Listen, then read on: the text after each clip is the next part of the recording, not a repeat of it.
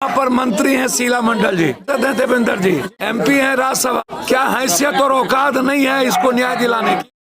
दोस्तों मैं आपको बता दूं, वही पप्पू यादव है जो हमेशा गरीबों का हाथ पकड़ते हैं और उनके पास जाकर उनको मदद करते हैं। ये अमित कुमार फुलपरास में पहुंच गए हैं और इनके पहुंचकर उनके परिवार से मिलने का काम किए हैं और जो उनसे हो सका है वो वादा किए हैं कि उनको न्याय दिलाने का काम करेंगे। जो वो अपने मुखार बिंदु से जो बोल रहे हैं वो मैं आपको सुनाने का प्रयास करूँगा। सबसे पहले ये बता दूँ, ये मधुबनी जिला के फुलपरास बरही में जो है घटना हुआ था अमित कुमार यादव का हत्याकांड, उसका जो है निरीक्षण के बाद पप्पू यादव 10 दिनों के बाद जो है मिलने आए हैं उनके परिवार से और उनके परिवार का दशा और रूप देख सकते हैं और जिस प्रकार से बयान दिए हैं आप ध्यान से सुनिए और शेयर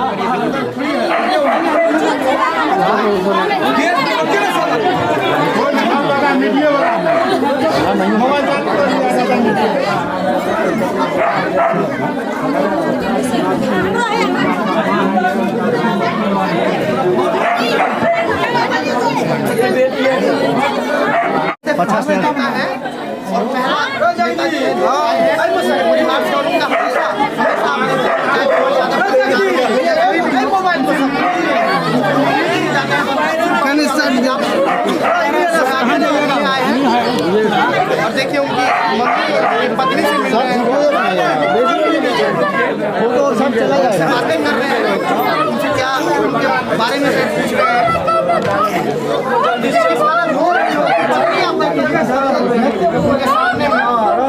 15 दिन से आज उनका परिवार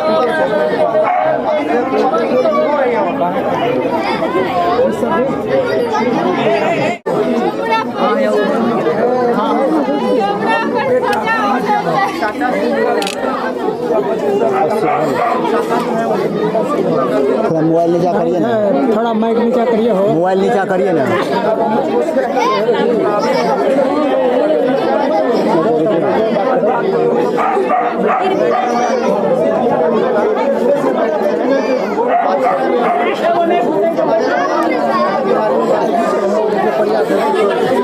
हाँ हाँ वो रुकेंगे।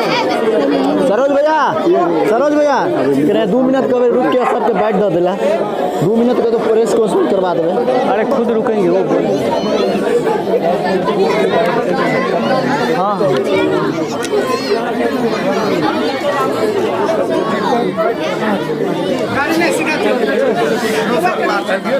सबसे ज्यादा दुख है, जी सर, इससे बड़ा भगवान दुनिया में कुछ नहीं हो सकता। पूरी दुनिया भगवान की पूजा करती है, इसकी पूजा क्यों नहीं करती?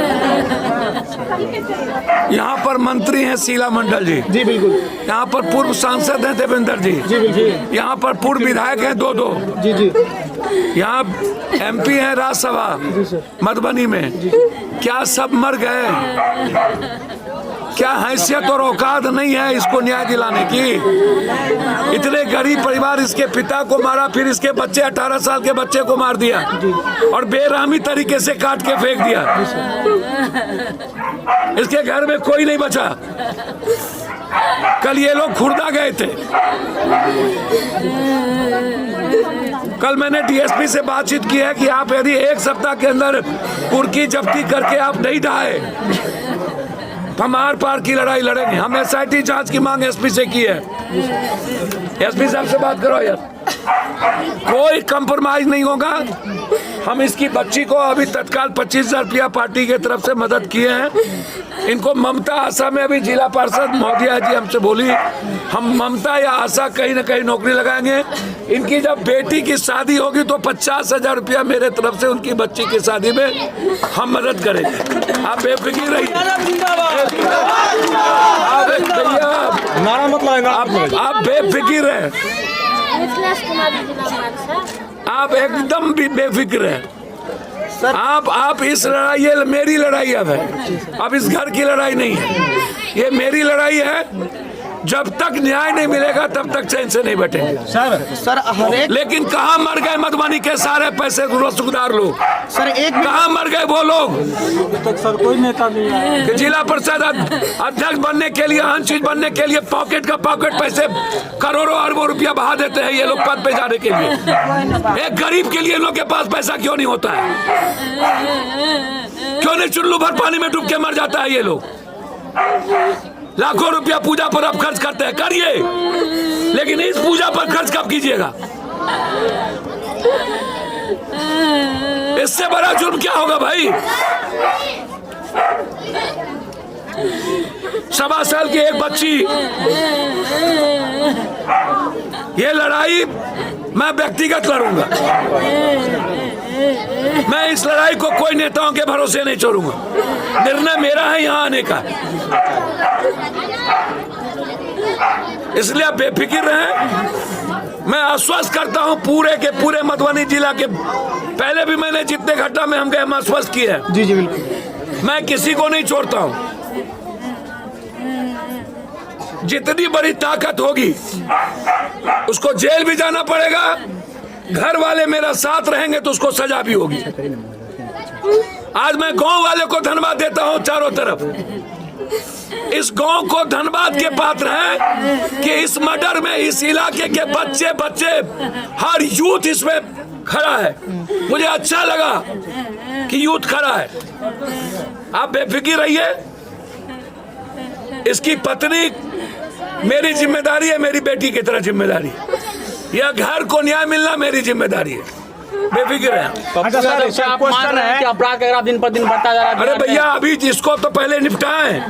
हम तो डेली घटना में आज 15 सालों से न लड़ रहे हैं सड़कों पर जी, इसी अपराधियों के खिलाफ। सर सिर्फ आप ही क्यों सर, और भी तो बहुत सर सारे ये नेता हैं। उससे पूछे ना सर, ये मेरा परिवार है। क्या अपराधी और आतंकियों के खिलाफ कोई नहीं लड़े? सर एक भी क्या आतंक के खिलाफ कोई न लड़े? सर एक भी लोकल पॉलिटिशियन अभी तक यहाँ पे पहुंचे नहीं सर हैं। क्यों? 4000 आदमी सर, 5000 आदमी उस दिन पूरे रोड ब्लॉक किए हुए थे और हम सर रिपोर्टिंग मैं करते थे, कोई नहीं पहुंचा। मैं वही पूछना चाहता हूं कि क्यों जात की राजनीति से फुर्सत नहीं होती है? शीला जी, क्या ये बच्चे नहीं हैं? देवेंद्र बाबू, आप बहुत बड़े समाजवादी हैं। आपके घर के बगल में मौत हुई है। दियाद है सर, दियाद। कितना प्रवचन दीजिएगा? अब ये कह रहे दियाद है, हम तो ये नहीं जानते थे। जी सर। छोड़िए ऐसे मुखौटा को, लड़िए। बड़ी बड़ी बात करते हैं ये लोग। सर फुलपरास अनुमंडल में लगातार घटना हो रही है। सर मैं अभी सुना, एक व्यक्ति अभी रो रहे थे सामने में। जी। मैं लगातार देख रहा हूँ कि फुलपरास में लगातार घटना कहीं भी नहीं रुकी हुई है। सर कल भी एक घटना हुई है जो कि एक बच्ची की लाश मिली है शायद डोगरा नदी में। मैं मुझे आश्चर्य होता है। हम लोग जब लगे रहेंगे बालू में, जमीन में, शराब बेचवाने में, जी। मैं तो कहूँगा नीतीश कुमार जी, पैर पकड़ता हूँ आपका। 16,000 करोड़ का घाटा है। घर घर के बच्चे शराब, Corex, drugs, smack, solution water पी रहे हैं सर। सारे पैर पकड़ते हैं नीतीश जी। गांधी जी के वास्ते बचा लीजिए इस बिहार को, नहीं तो ये जहरीली शराब बेच करके ये माफिया लोग पूरे बिहार को मार कर देगा। सर एक प्लीज, एक तरफ राजस्व का घटना, दूसरी तरफ नेता माफिया पदाधिकारी को इस जहरीली शराब से अरबों रुपया का फायदा, बाहर के फायदा। बचाइए नीतीश जी। अगर सर कोई घर का बच्चा नहीं है जो कोरेक्स नहीं पीता हो, ड्रग्स नहीं लेता हो।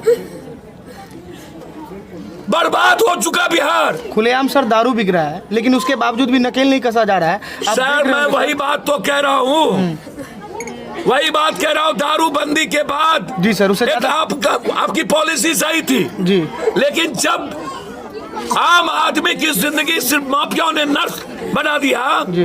और आपके विचारों पर नहीं है, तो आपको इसकी एक बार पुनः सोचना चाहिए कि हमारा डेवलपमेंट भी रुक रहा है, मेरा पैसा दूसरे स्टेट को भी जा रहा है, दरोगा नेता माफिया भी ले रहा है, पदाधिकारी भी लूट रहे हैं।